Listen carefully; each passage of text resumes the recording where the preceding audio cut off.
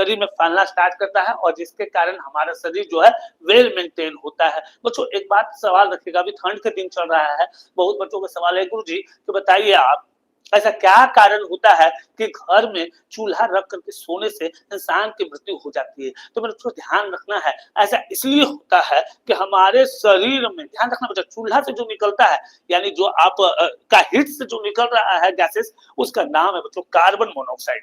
क्या नाम है बच्चा? Carbon monoxide. अब कार्बन मोनोऑक्साइड निकलने के कारण बच्चा ध्यान रखना है, कार्बन मोनोऑक्साइड जब चूल्हा से निकल रहा है तो आपका रूम तो पैक है, वो कहीं से गैस निकल नहीं रहा है। तो बच्चों जैसे ही वो आप सोए चूल्हा रख करके और सुबह उठे तो आपकी भैया आत्मा कहीं और जा चुकी थी, तब पता कैसे चले भैया? रिसर्च क्या हो रहा है? तो भैया समझना है कार्बन मोनोऑक्साइड जो चूल्हा से निकला आपके शरीर में क्या है मौजूद? तो बोले गुरुजी हमारे शरीर में तो ऑक्सीजन है, तो ऑक्सीजन के थ्रू आपने क्या ले लिया?